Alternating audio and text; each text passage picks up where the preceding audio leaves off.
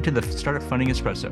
I'm Hall T. Martin, where we talk about how to raise funding and invest in startups and the time it takes to drink an espresso. If you have a question about startup funding or investing, please go to the website, startupfundingespresso.com, and type in your question into the chat bot in the lower right corner to receive an answer. I hope you enjoy this episode. Hello, this is Hall T. Martin with the Startup Funding Espresso, your daily shot of startup funding and investing.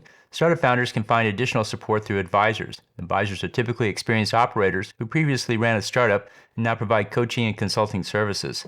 The startup brings in an advisor to coach on areas that are unfamiliar to the founder. They often have industry connections, sales experience, or funding contacts. The advisors have enough time and experience to provide value to the company. Advisors are compensated with advisor shares. They earn them over time through vesting with their consulting work rather than their investment dollars. Advisors typically aren't in a position to be an employee through lack of time on their part or lack of resources on the startup's part. Compensating with shares incentivizes the advisor to do their best as they'll receive their payout when the company exits.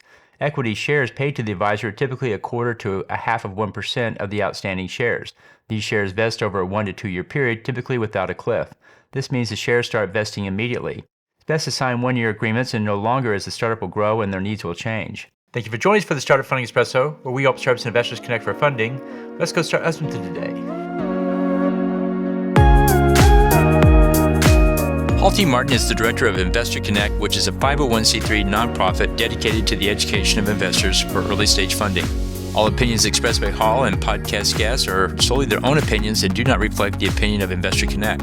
This podcast is for informational purposes only and should not be relied upon as a basis for investment decisions.